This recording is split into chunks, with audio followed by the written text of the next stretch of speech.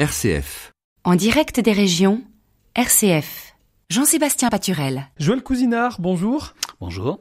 Vous êtes photographe, mais aussi éducateur à Saint-Brieuc, éducateur technique en institut médico-éducatif IME, c'est exact. C'est bien ça. Et vous exposez actuellement à la Maison Saint-Yves à Saint-Brieuc. Peut-être certains ont découvert vos photos récemment, toujours dans la même ville à Saint-Brieuc. Et Joël Cousinard, vous avez arrêté la photo il y a un certain nombre d'années. Oui, dans le milieu des années 90, en fait, je faisais un tout autre métier en photo, parce que la photo, c'est un vaste domaine. J'étais photographe de studio, en fait. Donc, je faisais de la publicité, du plateau. Et à cette époque-là, j'ai arrêté parce que Paris, j'avais décidé de faire une croix dessus et de revenir en province. Donc, j'ai changé de métier. Je suis devenu éducateur. Et bon, j'ai jamais laissé tomber la photo, mais j'ai découvert assez récemment, en fait, le plaisir du photoreportage, quoi. Et là, c'est venu comme ça. C'est venu comme ça. J'ai eu envie d'essayer, j'ai vu que ça fonctionnait et ça me fait beaucoup de bien. Je le disais, troublantes et parfois dérangeantes ces photos. Vous allez nous expliquer pourquoi ces mots que l'on peut découvrir dans des articles de presse, entre autres. Parce que c'est la vérité, parce que c'est les sentiments que j'ai eus quand je suis rentré pour la première fois en MAS. J'ai été troublé, j'ai été dérangé. MAS, c'est Maison d'accueil spécialisée. Donc voilà. Vous avez pris des personnes en situation de handicap. Voilà. Très lourd. Très lourd. Des personnes très lourdement handicapées. Et c'était effectivement troublant et dérangeant. Donc après, j'ai senti le sujet, quoi, en photo, parce que je me suis dit, bon, le reportage, il va falloir qu'il soit lui aussi troublant et dérangeant, quoi. C'est de la provocation ? En partie. Quand on a décidé de montrer la vérité, de toute façon, on provoque toujours un peu. Et on ose dire, je vais prendre des photos de ces personnes qui sont lourdement handicapées et je vais les exposer au public. On se pose la question quand même, je fais pas, ou alors oui, il faut le faire. Ben en fait, c'est plutôt la personne photographiée qui décide, quoi, parce que il y a des personnes qui ont refusé catégoriquement, qui m'ont dit non. Certains ont la parole ou m'ont fait comprendre qu'il n'en était pas question. Donc j'ai une petite anecdote, si vous voulez, oui, tout simple. Je suis rentré dans une chambre parce que j'ai vu un homme dans un fauteuil roulant près de la fenêtre. J'ai vu une image, je la sentais bien. Et je suis rentré dans la pièce, j'ai mis l'appareil photo à l'œil, j'ai commencé à faire le point et il m'a dit barre-toi. J'ai fait la photo quand même. C'est la seule fois. C'est violent. C'est la seule fois en fait où j'ai fait quand même parce que après je me suis dit tant pis, on verra bien, je lui montrerai après, on verra sa réaction, quoi. Peut-être qu'il acceptera, mais le retour est violent, hein, même si il oui. avait raison aussi de dire non, je veux pas être pris en photo. Bien sûr, lui, ouais, ça a été barre-toi, direct. Barre-toi, voilà. Ouais. C'est à sa façon. C'est sa façon de dire non, et puis bon, au moins j'avais compris qu'il fallait pas insister, c'est la seule photo que j'ai fait de lui. Une dizaine de clichés que l'on peut découvrir à la Maison Saint-Yves actuellement. Ouais, je crois qu'il y en a 18 là, il y en a eu beaucoup plus évidemment, parce que beaucoup plus de réussis, je veux dire, mais malheureusement, comme tout photographe, on est toujours obligé de passer par le droit à l'image, donc ça n'a pas été toujours facile avec les résidents, avec les familles aussi, mais c'est beaucoup plus compliqué avec l'administration de tutelle, les choses comme ça qui ont malheureusement refusé certaines images parce que la personne n'était pas capable en elle-même de dire si elle était d'accord ou pas d'accord. Donc à partir de ce moment-là, c'est non. Et voilà, bon, ça c'est extrêmement frustrant quand on est photographe et quand on réussit une image de pas pouvoir l'exploiter. Mais bon, c'est la vie, c'est la règle du jeu. L'exposition est à quelques mètres des studios. C'est vous qui allez nous dire, tiens, que voit-on ? Qu'est-ce que vous avez voulu montrer par le biais de ces 18 photos ? Ce que j'avais envie de montrer, c'était le travail des professionnels en masse et la vie des gens qui vivent, des gens qui y résident, quoi. Je trouve qu'il y a énormément d'humanité, énormément, et c'est vraiment quelque chose de flagrant. Il y a plein de choses à montrer. Il y a les rapports qu'ils ont entre éducateurs, entre infirmiers et les personnes qui y vivent. Voilà. C'est tout ce qui se passe, en fait. Il se passe énormément de choses quand on a pris l'habitude de regarder, en fait. Quand on fait du reportage, on regarde, on essaye de comprendre et on essaye de raconter des histoires par le biais des images. Et là, les histoires, elles sont déjà toutes faites. Elles sont toutes faites dans les regards. Je pourrais presque dire que c'était presque facile, en fait. C'était presque facile comme reportage. J'ai des reportages qui sont beaucoup plus difficiles à réaliser. Parce que les photos parlent Parce que d'elles-mêmes. ils m'ont servi les photos comme ça, comme sur un plateau, quoi. J'ai l'impression qu'ils m'ont donné une partie d'eux-mêmes comme ça. Ils n'ont pas réfléchi, Au début, au niveau des professionnels, il y a toujours une petite gêne, forcément. C'est pas facile d'être photographié. Et pourtant, vous avez l'habitude, vous travaillez avec des personnes qui ont un handicap. Oui, moi je travaille en IME, en Institut médico-éducatif, et donc avec des personnes, des jeunes personnes, parce qu'il s'agit de jeunes adultes qui n'ont pas le même type d'handicap déjà. Vous voyez, il peut y avoir, c'est plus facile d'avoir une relation avec ces gens-là, avec ces jeunes-là, qu'une relation avec des personnes en masse, quoi. C'est beaucoup plus subtil. C'est plus facile avec des personnes en institut médico-éducatif qu'en masse. Plus difficile qu'en maison d'accueil spécialisée. Oui, parce qu'en maison d'accueil spécialisée, la relation entre le professionnel et la personne accueillie est extrêmement subtile, en fait. On s'en rend pas compte au départ. Et c'est après qu'on s'aperçoit qu'on se trompe, qu'il se passe en fait plein de choses entre les deux personnes, entre le professionnel et la personne accompagnée. Une personne en maison d'accueil spécialisée, c'est une personne qui communique à sa manière, qui communique pas comme nous.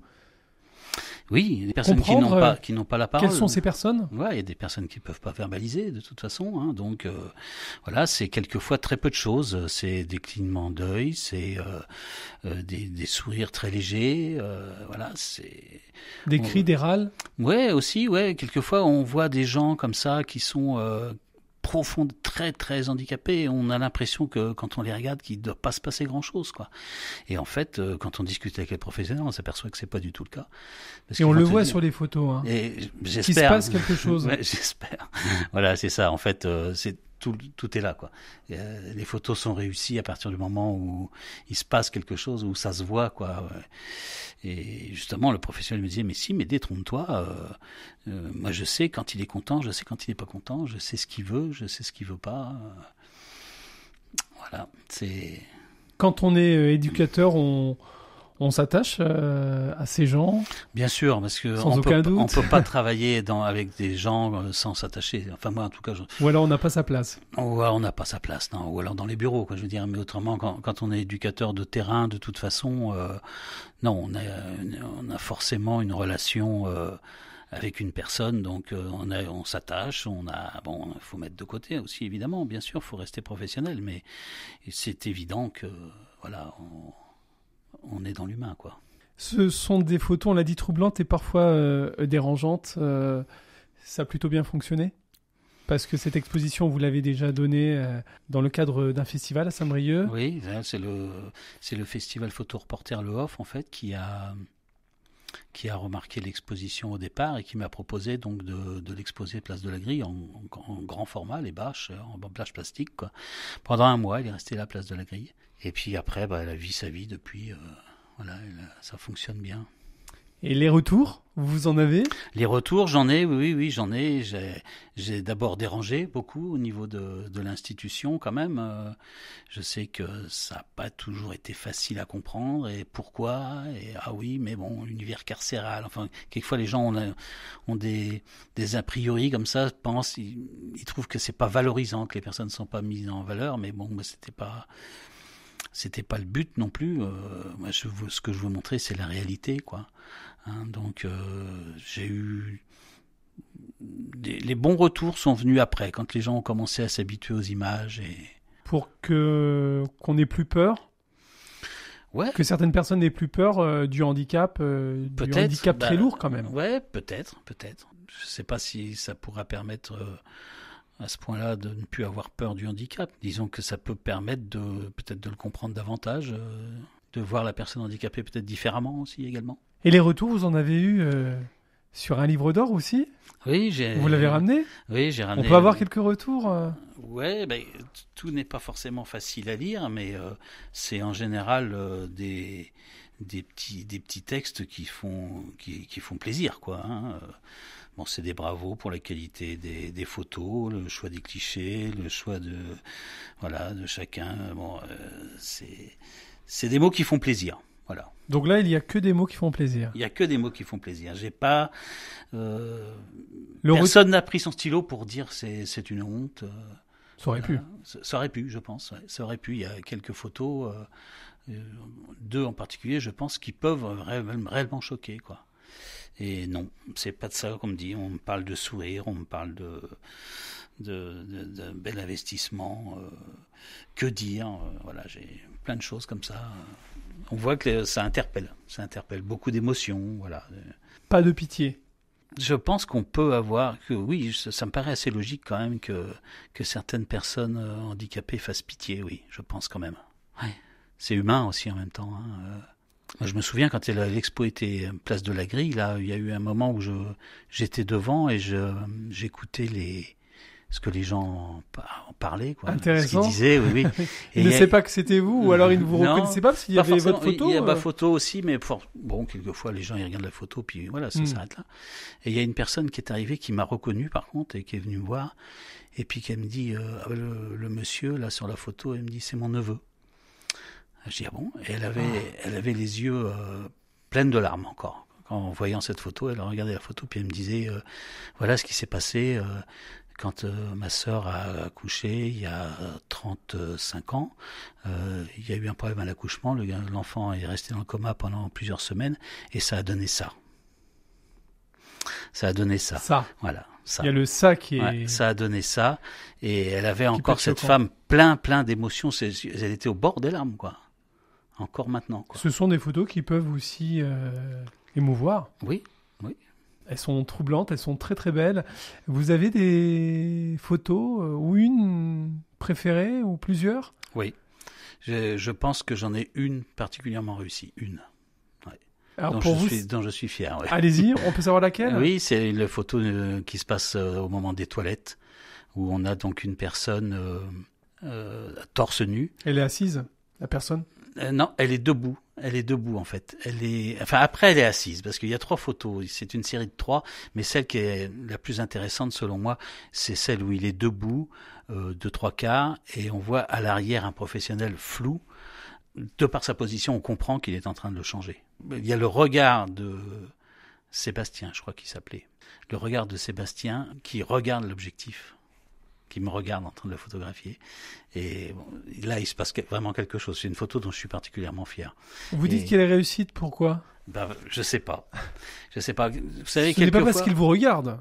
Non, elle est réussie parce que elle crée une émotion, quoi. En tout cas, vous a créé une émotion. Ah oui, moi, quand je l'ai faite, j'ai vu tout de suite qu'elle a été réussie. Quand j'ai commencé à regarder les clichés, j'ai compris qu'elle était réussie, quoi. Et réussir une photo, c'est un peu comme réussir sa vie, hein. Pour un photographe, c'est quelque chose de... Ça n'arrive pas tous les jours. Hein. J'adore. Et là, cette exposition que l'on peut découvrir à la Maison Saint-Yves à Saint-Brieuc jusqu'au 22 juin. Quand on arrive à l'accueil, c'est à gauche, derrière l'accueil. Joël Cousinard, on peut vous retrouver sur Internet ? Oui, j'ai une page Facebook. Je suis pas tellement... je communique pas beaucoup en fait. Je suis pas un pro de la communication. Mais vous communiquerez pour la prochaine exposition ? Ah oui, ben là c'est... Oui. À chaque exposition ? Voilà, c'est ça, oui. À chaque fois qu'il y a une nouvelle exposition, je fais en sorte de communiquer au maximum, oui, bien sûr. Merci Joël Cousinard, à bientôt. Je vous en prie, à bientôt.